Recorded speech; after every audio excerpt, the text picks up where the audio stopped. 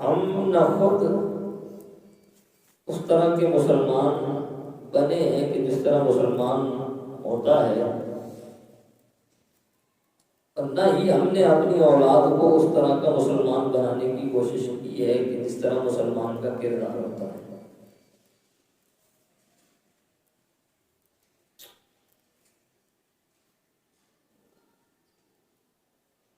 مسلمانی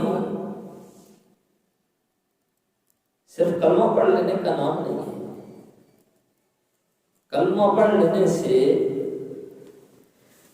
آپ پر اسلام کا لیول لگ جائے گا کہ آپ مسلمان ہیں، مسلمان کے گھر پیدا ہوئے ہیں، لیکن جس چیز کی، جس امر کی ضرورت ہے وہ یہ ہے کہ آپ کا عمل اور کردار بتائے کہ آپ مسلمان ہیں۔ کیا خیال ہے؟ آپ کہیں جائیں تو اپنے انٹروڈکشن کے لیے آپ کو کلمہ پڑھ کے بتانا پڑتا ہے کہ میں مسلمان ہوں۔ اپنا تعارف پیش کرنے کے لیے آپ جگہ جگہ پر کلمہ پڑھ کے بتائیں گے کہ میں مسلمان ہوں؟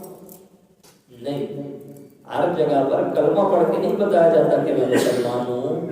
کچھ جگہ ایسی ہوتی ہیں کہ جہاں کردار پیش کیا جاتا ہے، اور کردار پیش کر کے بتایا جاتا ہے کہ مسلمان ایسا ہوتا ہے، وہاں کلمہ پڑھ کے نہیں بتایا جاتا کہ جی میں کلمہ پڑھ رہا ہوں، میں مسلمان ہوں۔ وہاں کردار کے ذریعے بتایا جاتا ہے کہ میں جو کردار پیش کر رہا ہوں، میں نے جو زندگی تمہارے سامنے پیش کی ہے، وہ زندگی، وہ کردار، وہ اٹھنا بیٹھنا بولنا لین دین کے معاملات ایسے ہیں کہ جیسے مسلمانوں کے ہوتے ہیں۔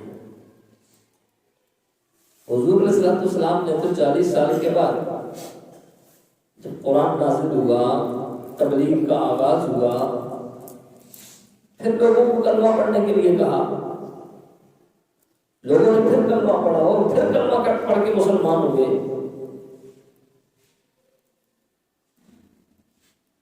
اور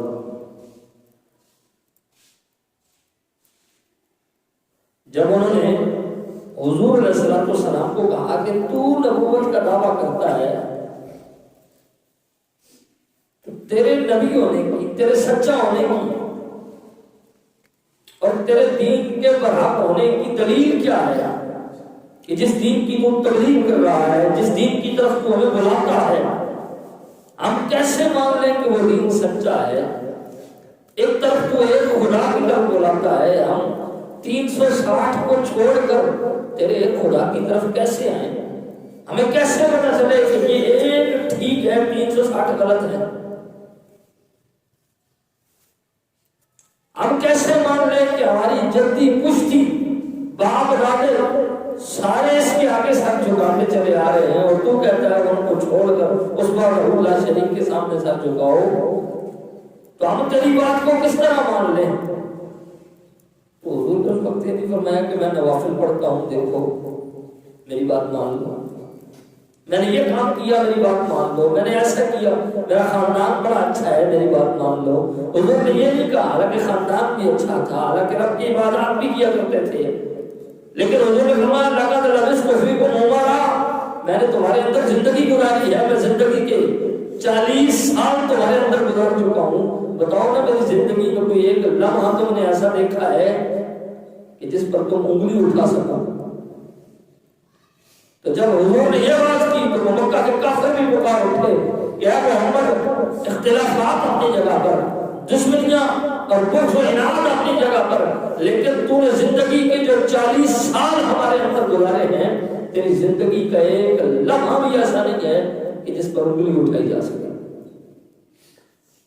فرمایا اگر میری زندگی کا ایک لمحہ بھی تمہیں ایسا نہیں ملتا کہ جس پر انگلی اٹھائی جا سکے، یعنی یوں سمجھو کہ میری ساری زندگی حقانیت پر مبنی ہے، حق اور سچ پر مبنی ہے، اور تم اپنی زبان سے اس بات کا اعتراف کرتے ہو کہ آپ صادق بھی ہیں، سب سے سچے بھی ہیں، امین اور امانت دار بھی ہیں، تو پھر اس بات کو مان لو کہ جو میں کہہ رہا ہوں کہ وہ رب لا شریک ہے، یہ بھی میں سچ کہہ رہا ہوں، اور میں اس کا رسول بن کے آیا ہوں، یہ بھی بات میں سچ کر رہا ہوں۔ تو حضور نے ان لوگوں کو منوانے کے لیے سب سے پہلے اپنا کردار پیش کیا کہ میں نے 40 سال تمہارے اندر گزارے، لقد لبثت فیکم عمرا، اور میں معمولاً سے کہہ دوں کہ میں نے تمہارے اندر تمہارے ساتھ رہا ہوں. اور ایسے معاشرے میں رہنا کہ جہاں شراب بھی عام چلتی ہو، جہاں زنا کا دورہ ہو، جہاں ماں بہن بیٹی کی تمیز کے کوئی معاملات نہ ہو، جہاں باپ اور بڑے رشتوں کا کوئی ادب نہ ہو، جہاں پڑوسیوں رشتہ داروں دوستوں اور متعلقین کی کوئی حقوق نہ ہو، اس معاشرے میں اگر اس طرح بیکار زندگی گزار دینا، فرمایا یہی تو میری سچائی کی دلیل ہے کہ اتنے گندے معاشرے کے اندر بھی اگر میں سورج کی طرح نکھر کر سامنے آیا ہوں، سورج کی طرح چمک کر سامنے آیا ہوں، تو یہی تو میرے حقانیت کی دلیل ہے، یہی تو میرے سچا ہونے کی دلیل ہے. آج ہمیں ضرورت صبر کی ہے. قرآن مجید کے 28ویں پارے سورہ تحریم کی آیہ کریمہ کا کچھ حصہ میں نے آپ کے سامنے تلاوت کیا، جس کے اندر میرے رب نے فرمایا یا ایھا الذین آمنوا، اے ایمان والو، قوا انفسکم، اپنے آپ کو بچاؤ، وَأَهْلِیکُم، اور اپنے گھر والوں کو بچاؤ، نارا، آگ سے، یعنی خود کو اور اپنے گھر والوں کو آگ سے بچاؤ. یہ آیہ کریمہ کا تلاوت کرنے کا مقصد یہ ہے کہ آج کیونکہ حضور صلی اللہ علیہ وسلم کے حدیث پاک کا حضور صلی اللہ علیہ وسلم نے فرمایا کہ کلکم راع وکلکم مسئول عن رعیتہ، تو میں سے ہر ایک نگہبان ہے اور اس سے اس کے ماتحت لوگوں کے بارے میں سوال کیا جائے گا. یہ مت سمجھیں کہ ایک بیٹا کسی کام میں لگا ہوا ہے، دوسرا کسی کام کے اندر لگا ہوا ہے اور آپ سے کوئی پوچھنے والا نہیں ہوگا. قیامت کے دن سوال ہوگا، پوچھا جائے گا کہ یہ اولاد تیرے حوالے کی گئی تھی، اس کی تو نے کیا تربیت کی ہے، اس کو تو نے کیا سکھایا. یہ ساری زندگی لوگوں کو ماں بہنوں کی گالیاں دیتے رہے، یہ تو ان کو سکھاتا رہا ہے. ساری زندگی چوریاں اور ڈاکے اور جھوٹ بولتے رہے، تو نے ان کو یہ سکھایا ہے. فرمایا قوا انفسکم وأهلیکم نارا، خود بھی آگ سے بچو اور اپنے گھر والوں کو بھی آگ سے بچاؤ. حضرت عبداللہ بن عباس رضی اللہ تعالیٰ عنہ فرماتے ہیں کہ اس آیہ کریمہ کا مطلب یہ ہے کہ فقہوہم، ان کو سمجھدار بناؤ، فقہوہم، ان کو سمجھدار بناؤ، وَأَدِّبُوہم، اور ان کو آداب سکھاؤ. اولاد کی تربیت کے لیے فرمایا کہ ان کو سمجھدار بناؤ، اور دوسرا کہ ان کو اچھے آداب، اچھے طور طریقے، اٹھنے بیٹھنے کا، بولنے چالنے کا، معاملات کے، معاشیات کے، دیگر جو ضروریات ہیں ان کے اچھے معاملات سکھاؤ. آج آپ میں سے، ہم میں سے ہر ایک مجرم ہے. ہم نمازیں پڑھ کے بھی مجرم ہیں، ہم روزے رکھ کے بھی مجرم ہیں، ہم زکاتیں ادا کر کے بھی مجرم ہیں، ہم حج کر کے بھی مجرم ہیں، ہم صدقہ و خیرات کر کے بھی مجرم ہیں. اس کی وجہ یہ ہے کہ یہ سب کچھ ہم کرتے رہے، لیکن اس کے ساتھ ساتھ ہم نے اپنی اولاد کی تربیت ٹھیک نہیں کی.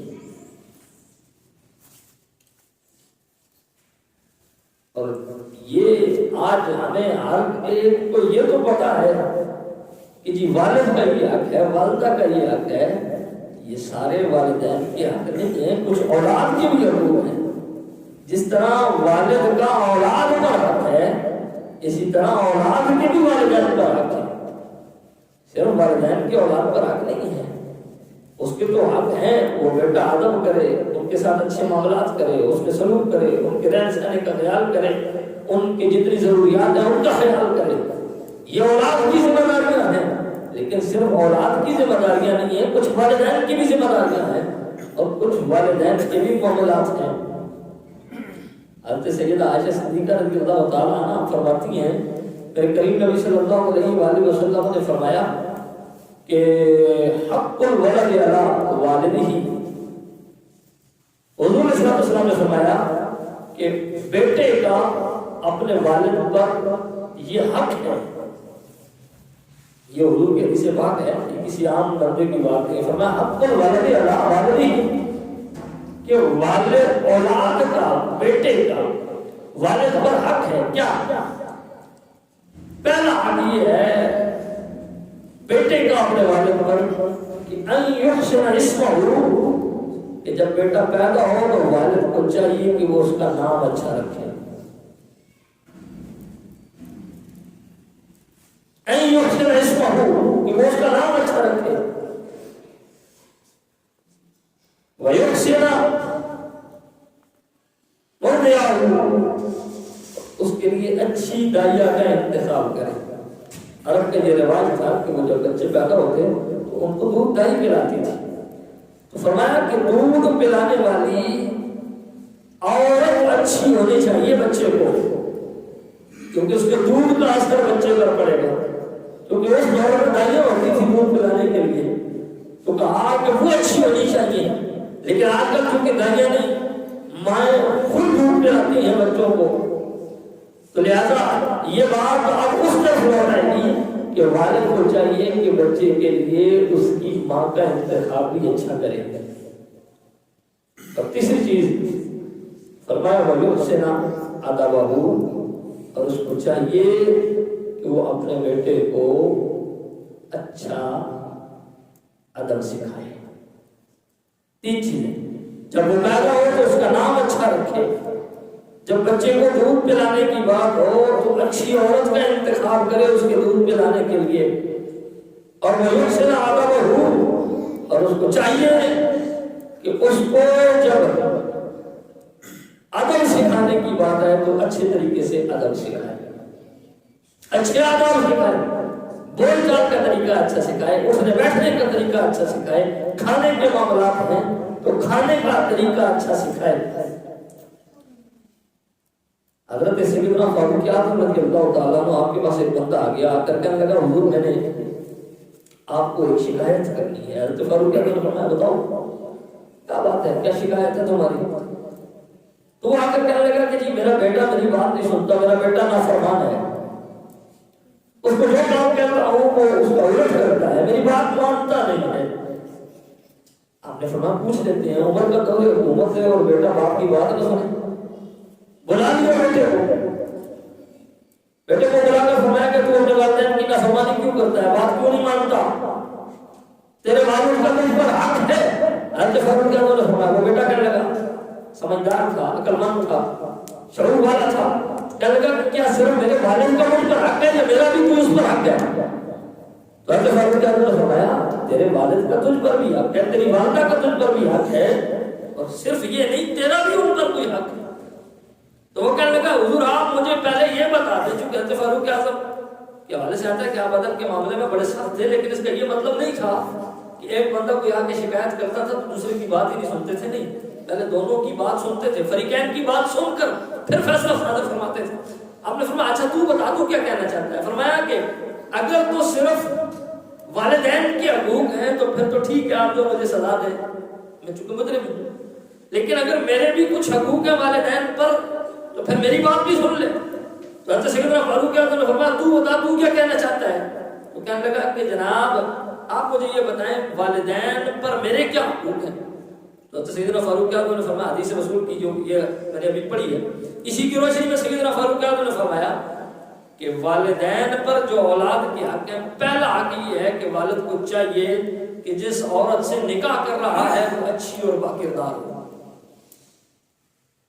اس نے کہا اس کے بعد فرمایا دوسرا حق یہ ہے کہ جب بیٹا پیدا ہو، اولاد پیدا ہو تو والد کو چاہیے کہ اس کا نام اچھا رکھے. پھر اگلے معاملات ہیں تو وہ بیٹا وہ جو نوجوان تھا وہ حضرت فاروق اعظم کو کہنے لگا میرے والد نے میرا ہی کوئی حق نہیں ادا کیا، اب مجھ سے اپنے حقوق کا مطالبہ کرتا ہے. حضرت فاروق اعظم نے فرمایا تو کیا کہنا چاہتا ہے، کیا کہہ رہا ہے کہ تیرے والد نے کوئی حق نہیں ادا کیا. فرمایا آپ نے جو بیان کیا ہے کہ میرے والد پر میرے یہ حق ہیں کہ جب وہ شادی کرے، اولاد کے حقوق میں سے یہ چیز ہے کہ جب وہ شادی کرے تو اچھی عورت کا انتخاب کرے. تو آپ جانتے ہیں میرے والد نے کس عورت سے شادی کی ہے؟ فرمایا وہ انتہائی بدصورت ہے، حبشی ہے، بد کردار ہے، اس کا کردار بھی ٹھیک نہیں ہے، غیر محسنہ ہے، اس سے میرے والد نے شادی کی ہے. تو یہ حق میرے والد نے ادا کیا ہے جو میں اس کا حق ادا کروں. آپ نے فرمایا دوسری بات، فرمایا اس نے میرا نام جو رکھا ہے اس کے نام کا جو مطلب بنتا تھا وہ یہ تھا کہ گوبر کے اندر پلنے والا کیڑا، اس کے نام کا یہ معنی بنتا تھا. تو حضرت سیدنا فاروق اعظم جلال میں آگے فرمایا تو اس سے اپنے حق کا مطالبہ کرتا ہے کہ تیرا بیٹا تیرا حق نہیں ادا کرتا، اور تو نے اپنے بیٹے کا حق کون سا ادا کر دیا ہے؟ عورت اس سے شادی کر رہا ہے جو بد کردار ہے، بدصورت ہے، بد اخلاق ہے، اور نام اس کا انتہائی غلط معنی والا رکھا ہے، اور اب اس سے تو توقع کر رہا ہے کہ یہ تیرا ادب کرے گا. فرمایا جو تیرے حق تھے وہ تو نے ادا نہیں کیے، اب جو اس کی حقوق ہیں یہ ادا نہیں کر رہا. جو تیرے فرائض تھے، اس کے جو حقوق تھے وہ تو ادا نہیں کرتا رہا، تو نے ادا نہیں کیے جو اولاد کے حقوق تھے. اب یہ بڑا ہو گیا ہے، اب جو تیرے حقوق ہیں یہ ادا نہیں کر رہا. تو دوستان محترم یہ بتانے کا مقصد یہ ہے کہ اولاد کے بھی کچھ حقوق ہوتے ہیں، اور اولاد کی تربیت یہ انتہائی ضروری اور اہم چیز ہے. حضرت سیدنا فاروق اعظم رضی اللہ تعالیٰ عنہ آپ نے رات کے وقت آپ کا معمول تھا کہ آپ گلیوں میں گشت کیا کرتے تھے. اپنی رعایا کی خبرگیری کے لیے حضرت فاروق اعظم رات کو گلیوں کا چکر لگاتے، گشت کرتے، معاملات دریافت کرتے. ایک رات حضرت سیدنا فاروق اعظم گلیوں کے اندر گشت کر رہے ہیں تو ایک عورت ہے اپنی بیٹی سے بات کر رہی ہے، کہنے لگی بیٹا اس طرح کرو کہ جو ہمارے پاس بکری ہے یا جو بھی جانور ہے اس کا جو دودھ ہے وہ بیچ کر ہمارا گزارا نہیں ہوتا، چونکہ دودھ اس کا کم ہو گیا ہے. تو اس طرح کرو کہ دودھ کے اندر پانی ملا لو اور پانی ملا کے دودھ زیادہ کر لو. جب دودھ زیادہ ہو جائے گا تو قیمت زیادہ ملے گی، قیمت زیادہ ملے گی تو ہمارے حالات بہتر ہو جائیں گے. جس طرح ہم سوچتے ہیں کہ شاید سود لے لیں گے تو معاملات ٹھیک ہو جائیں گے، رشوت لے لیں گے تو معاملات ٹھیک ہو جائیں گے، حالانکہ حرام خوری جتنی بڑھتی جائے گی بے برکتی اتنی زیادہ ہوتی جائے گی. افسوس کا مقام یہ ہے کہ اگر ہم میں سے کسی کو کہے کہ جناب یہ خنزیر کا گوشت پکا ہوا پڑا ہے آپ کھائیں، کہیں گے تو نے مجھے اتنا بے غیرت سمجھا ہوا ہے کہ میں خنزیر کا گوشت کھاؤں گا. اس کو کہیں جناب بکرے کی جگہ پر کتے کا گوشت فرائی کیا آپ کھانا چاہیں گے، وہ کہے گا جناب میں کوئی اتنا بے غیرت اور اتنا بے حس تو نہیں ہوگا کہ کتے کا گوشت کھانا پسند کروں گا. تو دوستان محترم سوچنا چاہیے کہ جس طرح خنزیر اور کتا شریعت محمدی میں حرام ہے اسی طرح سود اور رشوت بھی حرام ہے. خنزیر کا گوشت تو منہ کے قریب بھی نہ لے کر جاؤ، کتے کے گوشت سے تو نفرت کرو، لیکن سود کو بڑے اچھے طریقے سے اور بڑے احسن طریقے سے اپنی جیب میں ڈال دو، کسی کو محسوس بھی نہ ہونے دو. اور رشوت کو چائے پانی بنا کر کہ جی یہ تو ہماری چائے پانی ہے، یہ تو ہماری مٹھائی ہے، آج کون نہیں کرتا؟ میں کسی ایک طبقے کا، کسی ایک جو ہے وہ شخصیت کا نام نہیں لیتا، لیکن ہر ایک اپنے چکر میں اس کو نام بدل کر رشوت دے رہا ہے. تو فرمایا کہ اس طرح کر کے دودھ کے اندر پانی ملا لے، پانی ملائیں گے دودھ زیادہ ہو جائے گا، دودھ زیادہ ہو جائے گا تو پیسے بھی زیادہ ملیں گے، پیسے زیادہ ملیں گے تو معاملات ٹھیک ہو جائیں گے. وہ بیٹی جو بچی تھی، نوجوان تھی، وہ اپنی ماں سے کہنے لگی میں پانی نہیں ملاتی. اس نے کہا کہ کیوں نہیں ملاتی؟ اس نے کہا آپ کو پتا ہے کہ فاروق اعظم کا دور حکومت ہے، سیدنا عمر فاروق رضی اللہ تعالیٰ عنہ کی حکومت ہے، اور ان کو اگر پتہ چل گیا کہ ہم ملاوٹ کرتے ہیں، اگر ہم یہ کام کرتے ہیں تو وہ ہمیں زندہ نہیں چھوڑیں گے، ہمارے ساتھ وہ جو ایسا سلوک کریں گے کہ دنیا یاد رکھے. اس نے کہا چھوڑ بیٹی، اس وقت عمر کو کیا پتا کہ ہم کیا کر رہے ہیں، چھوڑ پانی ملا دیں. اس بیٹی کے الفاظ سنیں. آج کاش ہر بیوی اپنے شوق سے یہ سوال، لیکن بیویاں کیوں سوال کریں؟ وہ تو خود کہتی ہیں کہ حرام ہے یا حلال ہے، آنا چاہیے، ہماری فرمائشیں پوری ہونی چاہیے. آج کوئی بیٹا باپ سے یا باپ بیٹے سے پوچھ سکتا کہ ابا جان یہ کہاں سے لے کر آئے ہیں جو آج آپ کی جیب کے اندر اتنے پیسے ہیں، آپ کی تنخواہ اتنی ہے؟ یا باپ بیٹے سے پوچھتا کہ بیٹا ابھی تو تم ملازمت بھی نہیں کرتا اور تیری جیبوں سے ہزاروں روپے نکل رہے ہیں، تو کس کو لوٹ کر آیا ہے، کس کی جو ہے وہ گھر کو تباہ کر کے آیا؟ نہیں پوچھتے، نہیں سوال کرتے۔ تو بیٹی کہنے لگی ماں اگر عمر نہیں دیکھ رہے، عمر کو خدا تو دیکھ رہا ہے، ہم نے کوئی جواب صرف عمر کو تھوڑا دینا ہے، عمر کو تو دنیا میں جواب دینا ہے۔ عمر کے ساتھ جھوٹ بھی بول لیں گے، ہو سکتا ہے حساب کتاب چل جائے، لیکن عمر کا خدا تو دیکھ رہا ہے، جواب عمر کے خدا کو بھی دینا ہے۔